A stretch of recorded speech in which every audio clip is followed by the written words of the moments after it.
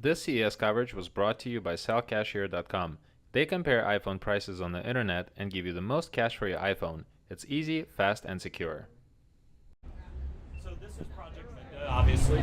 The idea here is to take our Razer smartphone and expand the usability of it by adding the versatility of a notebook. Most notably, obviously, a full-size built-in keyboard, a larger display. What we got on the inside, we've got a battery that acts as a power bank, so it charges the phone while it's docked. And then we've got some internal storage, so you can either do an offline backup of the phone, or you could just offload apps and data that you only intend to use when you're in docked mode, freeing up storage space on the mobile device. So the base for this was our Razer Blade Stealth, so it's the same X and Y dimensions as our 13-inch notebook. A lot of differences other than that. So we use the same keyboard switches. We bumped it up a little bit to make room for the phone and the palm rest. We added some dedicated Android navigation buttons to the top left. Got a search button over here. This button I'll show you in just a minute. A voice search button here, screen capture, and then this docks and undocks the phone, and we'll get into how that whole mechanism works as well.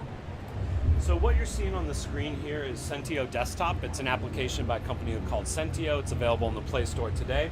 We worked with them to do a little customization of it for this project. What I really like about it is when you bring Android to this kind of laptop form factor, this brings a little bit of that familiarity from the Windows interface into the Android ecosystem.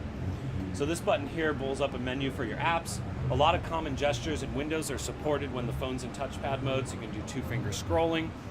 If you're on here, you can basically hold two fingers and get context menu like right-clicking you would in Windows.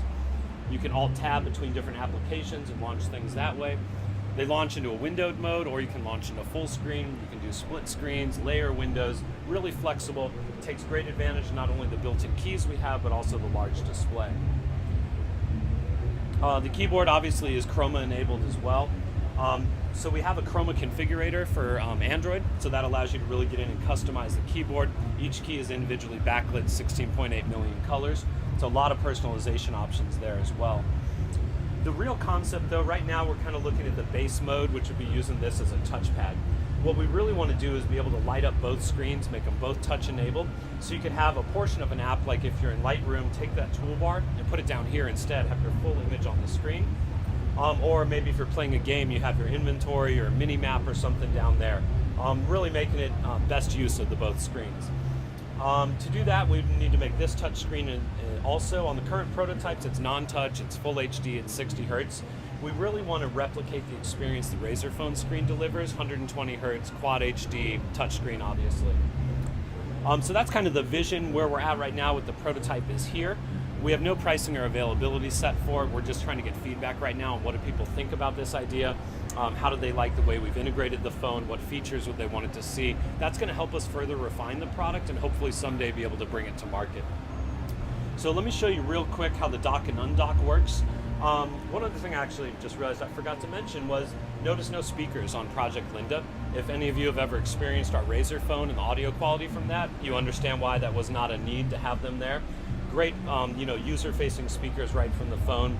We also left this cutout here. It's not only to help take the phone out that you'll see in a minute. That's the power button for the device, and the fingerprint sensor is still available, so you can still secure the device that way. So to dock and undock, it's really easy. We just hit this button, it disengages the phone, and we lift it out. And it couldn't be easier, right? There's a nice soft surface in here, so you don't get a lot of metal on metal. And all that's happening really is a USB-C connector is mechanized, extending into place into the connector on the phone, and then retracting. So simple but effective. Put the phone back in, hit that button. It's going to sense that it's docked. It's then going to launch back into the Sentio Desktop, and then you can get right back into that kind of laptop use case. The internal battery right now we're targeting like a 53.6 watt hours, same as in our Razer Blade Stealth.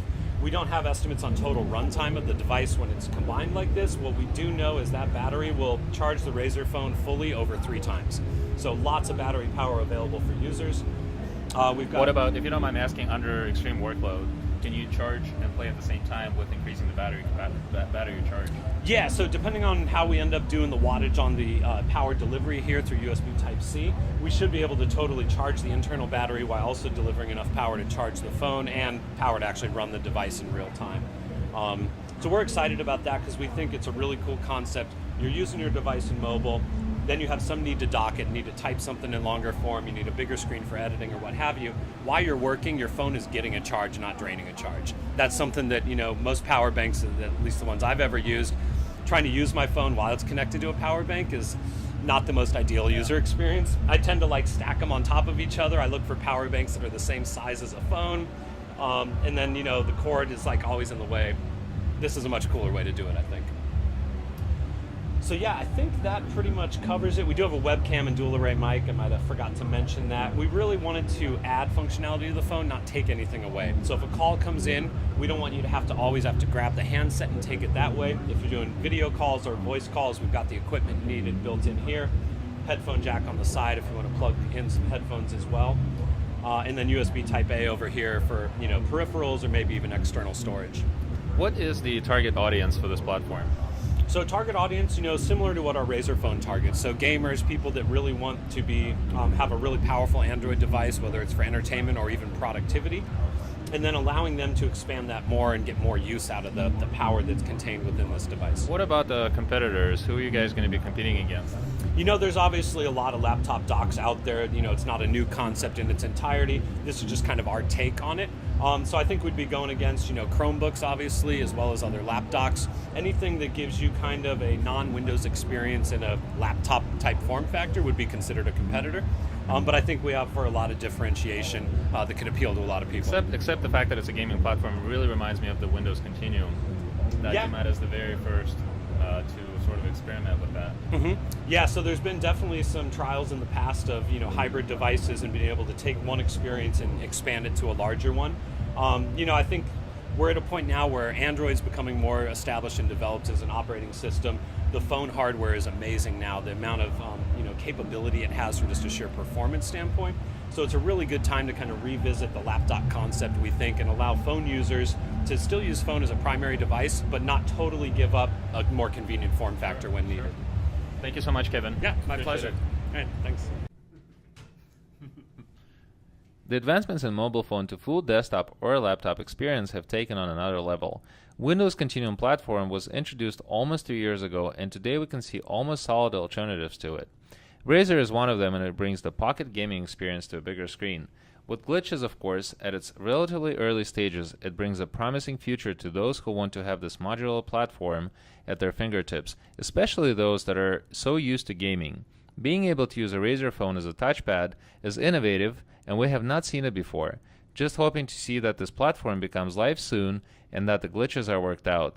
Thank you, Kevin, for the presentation, and thank you, Kat, for coordinating.